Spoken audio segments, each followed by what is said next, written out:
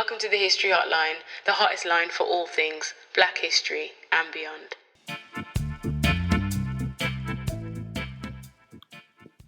Hello everyone, welcome to episode 79 of the History Hotline. My name is Deanna Lynn Cook and as always I will be your host today. Now, today's episode, Patty versus Patty. You might be thinking, well, what are we talking about today? But of course, the Jamaican food, the patty. Something delightful, something absolutely wonderful, and something that if you haven't tried, you definitely should. But also, I guess this episode then comes with a warning if you're hungry to maybe have some food before you listen, because we'll be talking about food once again. I thoroughly enjoyed at Christmas doing kind of food histories. And when I was researching this food in particular, I found out about a case in Canada, Patty versus Patty, a case of actual litigation over a patty. And I kind of wanted to share that story. It's a light-hearted history this week. I think the news cycle has been somewhat upsetting and harrowing in many different ways. So I thought we'd have something brighter, something maybe to make you feel a bit hungry. Sorry about that, but I hope you enjoy anyway. Thanks for tuning in. So what is a patty?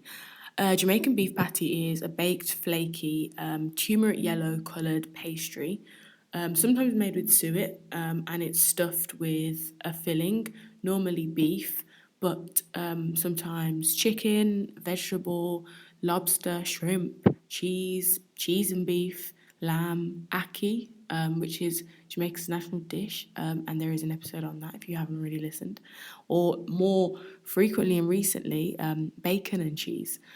So patties can be filled with anything, but traditionally and typically it's beef, minced beef at that. It can be enjoyed for breakfast, lunch, dinner, a snack, supper, if you're hungry on the road, if you're hungry at home, whatever time of day. That's why it's kind of the perfect food, because there's not a time where it's not suitable. And you could have maybe certain flavours at certain points of the day to kind of fill the gap you have. In Jamaica, they're available from street vendors, in restaurants, and petrol stations even, and the fillings that are in them have evolved from, as I said, the original beef. But, I don't think the patty filling variations have stopped there. I think as time goes on, we'll see more innovative and creative things to fill a patty with. They are often eaten as a full meal, sometimes inside cocoa bread, which is a really soft dough, and that's, makes a meal. Sometimes they're made into smaller sizes called cocktail patties, and they're bite-sized normally, might be used at a party or something like that. And as I said, knowing that this food is from Jamaica is going to have a lot of flavour. And that flavour, primarily when we're thinking about beef, comes from a host of seasonings, but also the Scotch bonnet pepper, which is a pepper indigenous to Jamaica. And kind of, I think it summarises the idea that the patty reflects Jamaica's long history, in a sense of it encompasses a lot of different cultures and the history of it coming from Britain as a Cornish pasty initially. It is based off the Cornish pasty, and has obviously developed from there into a patty with a really heavily seasoned and flavourful beef filling, which is seasoned with things like curry powder, and those things would have come from populations that have migrated in, like from India or from China, or from populations of enslaved people from Africa. And so it's a kind of amalgamation of all these migrations, and they make up this really significant food that's suitable for every point of the day. Which is why it's just so wonderful. The patty originated in Jamaica, but it has become more popular overseas, especially where Jamaican people have migrated and opened bakeries and set it up within communities that have a large number of Jamaican and Caribbean people. So the UK, it's pretty easy to get patty in the UK. The USA and Canada as well being notable places that you could probably find a patty. And I'm sure many other corners of the world. Now, Canada. Canada is a country in question today, and I don't think I've mentioned Canada on this podcast. So if you're listening from Canada, hello, how do you do? This is your time to shine. In the Patty v. Patty case, 1985 Toronto, which I think might be the first moment of litigation against the patty in Canada or anywhere in the world. Kensington Patty Palace, owned by Ray and Pat Davidson in Kensington Market in Toronto, Canada. They were away in Jamaica while their son, Michael Davidson, manager at the time, was looking after the patty shop. His parents had a bakery in Jamaica, Kingston, where they sold patties, and when they migrated to Canada when Michael was 14 years old, they opened a bakery there. But in February 1985, the Patty Palace was visited by a food inspector with the federal government's Department of Consumer and Corporate Affairs. They said this establishment, along with many other establishments in Toronto, are illegally selling a product under the name Patty. They were told they were violating a law and that this had to change. They had to change the name of their patty to something else because it was violating a code within pre-existing food standards, the Federal Meat Inspection Act to be precise, which said a patty is only defined as shaped lean beef, ground or boneless, and may contain seasonings but no other ingredients, including flour or any other fillers, are permitted to be added to a food item under that labelling. They believed, they being the food standards people from Consumer and Corporate Affairs, they believed that there would be confusion between the patties made at Kensington Patty Palace, which were the Jamaican patties, pastry with meat or another kind of filling inside, and hamburger patties, which obviously are just, ground beef made to be inside of burger buns as a hamburger.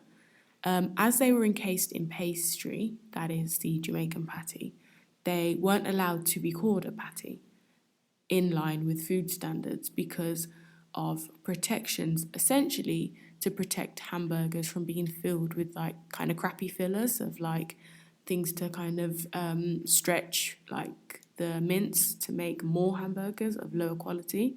So there was a food standard to protect the quality of hamburgers, and this was infringing upon their rights, the rights of this bakery, this Jamaican bakery, to make a patty and sell it under the name of patty. They suggested new names, for example, a Caribbean pocket, a meat turnover, and food standards gave them 3 months to make a change, or said they would face a 5,000 Canadian dollar fine.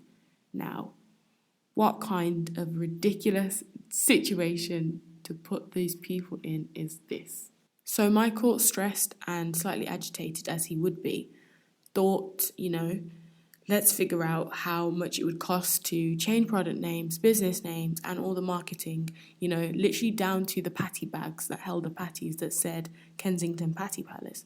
And they figured out it would cost around $10,000 to actually make all these changes, which in theory the fine made more financial sense.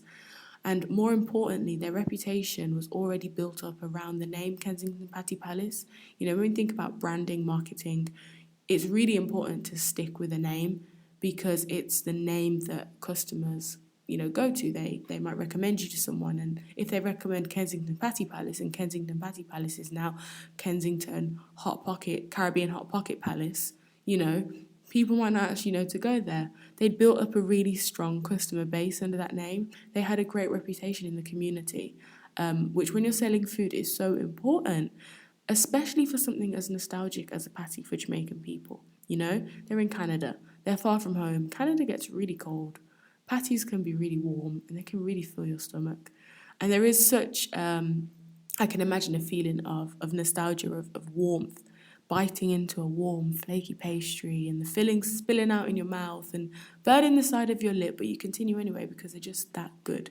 That's what patty does to you.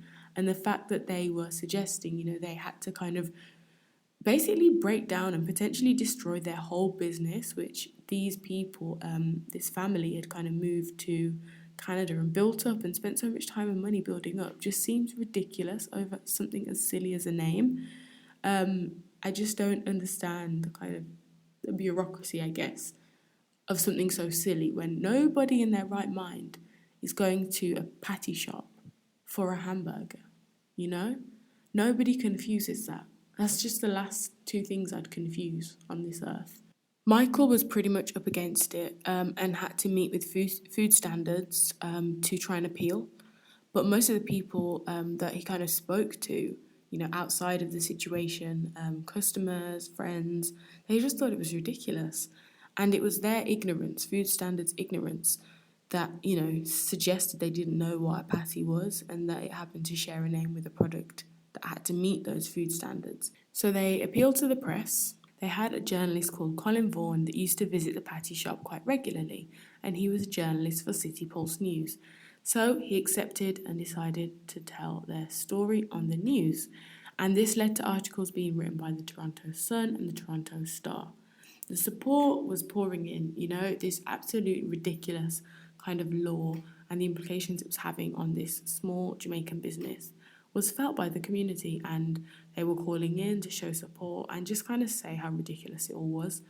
The theories started as to why it was happening, jokingly, but to some extent, kind of a little bit pointing to the kind of insidious tone that the small Jamaican business, as I mentioned, was being targeted in such a massive way. If they had won the case and they'd been fined £5,000 or they'd been forced to change their name, it could have led to the business completely collapsing. This was people's livelihood. So it was bigger than just, just a patty shop or just the name of a food. Would have set precedents for other patty shops, It would have really had an impact on the way that Jamaican culture was being received in Canada. It's bigger than just the patty, shall we say. Some people felt that maybe the patty shop was doing too well, so they were targeted. But most importantly, kind of with all of this, rumours and theories aside, was the fact that there was so much community support there. People was shocked, absolutely flabbergasted that there could be any confusion with the beef patty and, the beef patty, the Jamaican beef patty, the pastry, and then the patty that goes inside of a burger. As I said, you get one of them at burger joints, you get the other one at Jamaican bakeries. Simple as that. Even in Toronto, which was becoming quite cosmopolitan in the 1980s, it was cool and it was trendy to be down with Jamaican food and Jamaican culture. So people knew exactly what was what. They knew a patty was a patty and a burger was a burger that was made from a patty. I don't know why they're called patties. We don't call them that in England, do we? They're just burgers. Just like a maybe burger patty. I don't know. But I don't think that's a British thing. But still, regardless, people knew the difference, and food standards were being pedantic and ridiculous.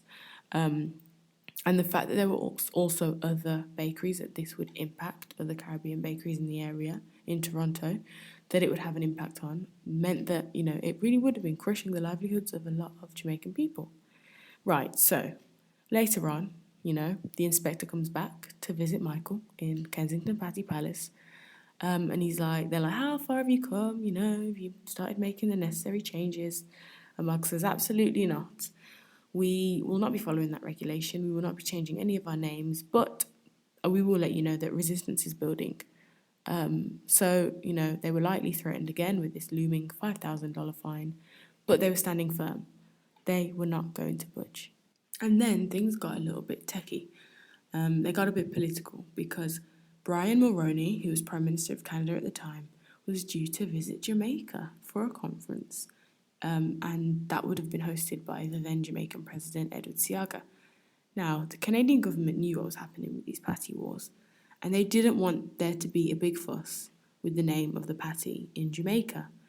Especially knowing that Michael's parents are Jamaican, Michael's Jamaican as well, and the Patty Palace is a Jamaican business, and so many other patty shops or Jamaican businesses. They did not want a kind of international diplomatic saga. And so the Jamaican council ended up getting involved, the consul, sorry, because so many people in Jamaica were calling them and letting them know what was happening to their, favourite patty shop in Jamaica. So Oswald Murray, who was the Consul General of Jamaica to Toronto during the time this was happening, was inundated with calls from as high up as government in Jamaica to, the ordinary man and woman that wanted to know what was going on and why it was happening. They wanted to know why their heritage, in the form of this delightful foodstuff, was being targeted. And, this was all kind of happening when the Prime Minister was due to visit Jamaica, and the kind of Canadian government are getting more and more worried about Jamaica's reaction and the fact that this could cause a scene. So they had to start taking action. Now, it feels like at this point, Kensington Patty Palace is kind of like, not a pawn, because, they are very much in control of the situation and what happens next, but they're kind of just become part of a wider issue here. So, a man called Lloyd Perry is called upon by the Consul General of Jamaica to Toronto, Oswald Murray that was, and he calls on Lloyd because of the kind of work he's done as official guardian of Ontario. He does a lot of community service work within the community, which is, got a significant number of Caribbean people in it. And he agrees to support this movement and this kind of resistance to these ridiculous food standards. Well, the food standards are ridiculous. The labelling of this food is ridiculous, and agrees to provide kind of legal aid and to help fight. But as we mentioned, the biggest concern was of Prime Minister Mulroney's visit to Jamaica, because he did not want it to be a big deal. So basically, once he was there, it needed to be wrapped up as soon as possible so that it wouldn't cause a big kind of diplomatic scene. So Lloyd kind of sprung into action and went to organise a meeting with Consumer and Corporate Affairs, who first visited Kensington Patty Palace, and Michael, as well as other patty manufacturers and vendors in the area. So Michael was tasked with calling these people, asking them if they wanted to join the meeting. A lot of them said, "We're fully behind you, absolutely, we'll back you all the way, we're supporting the work you're doing." And the meeting went ahead. Now, before we get to that meeting, because the meeting kind of sums up everything that happens, and we finally get to a conclusion of this Patty versus Patty litigation trial, situation saga. Now, David Peterson is Premier of Toronto, and he comes to visit Kensington Patty Palace, hearing what's gone on, and it's a bit of a PR stunt, really. It's a photo op. He brings cameras. On camera, he buys patties for the whole crew and his team. I'll get one in for everyone, yay! But he went on the record saying, "Some bureaucrat's gone wild up there and is trying to change the whole cultural makeup of this particular culinary phenomenon to conform with some regulation, and that doesn't make any sense." And he went on record, on live, well, not live telly, but, live on camera, saying all this and ordering patties for everyone. And so this kind of, brings great publicity, even more publicity, because there's already been quite a lot. And this kind of boost in publicity launches the story further into Jamaica, and it actually ends up as the opener, the headline, front cover page story of the Sunday Gleaner in Jamaica, which is like the main newspaper. And Michael's parents are in Jamaica at this point, and they, on the 17th of Feb 1985, open their Sunday front page paper, and the headlines, "Canada bans patties." And Michael had to explain, after a phone call, to his parents what was happening, why he was going up against the government, why they were coming for him and the family small business. They were, of course, as outraged as he was and confused and just thought it was nonsense, but told him, "You're doing exactly the right thing. You're well supported by us in Jamaica, and to keep fighting." And finally, on the 19th of February 1985, that meeting happened. Officials from Consumer and Corporate Affairs and representatives from the patty vendors met, as well as Michael Davidson, and all the other people that kind of been involved with this case. And they reached a compromise. The compromise was that the patty would be identified as the Jamaican patty. After the so-called Patty Summit, as that meeting was dubbed, they decided that it would be the Jamaican patty. And Kensington Patty Palace would not have to change its name or order new marketing materials or just change everything about their patty shop that was kind of good and great and reputable within the community. Kensington Patty Palace and the Davison family went on to celebrate, in the store, culminating the Patty Wars on February 23rd, 1985. They went on to great business success, opened up many more patty shops, and actually began to take the patties that they were making in Canada and import them back to Jamaica to actually sell them there as well. That's how popular those patties were. And it's just kind of really thankful that, something as silly as that litigation didn't stop them. So Patty Wars, the controversy, actually made it into a documentary, which is why I know anything about it. It was a CBC documentary that came out this year. And Michael Davison was interviewed. It was kind of dramatized as well. It's really, really good. It's available on YouTube, called Patty versus Patty. So this is kind of my reaction and my retelling of that story, with a little bit of the history of the patty in there as well. So I hope you've enjoyed this episode. Something a little bit lighter for this week, but we'll probably dive into something heavier next week. So thank you so much for listening. Have a wonderful week. Goodbye. Listening to the History Hotline. If you've enjoyed this episode, please tell a friend to tell a friend. To continue the conversation about Black history, head over to our social media platforms at The History Hotline on Instagram and at The History HL on Twitter.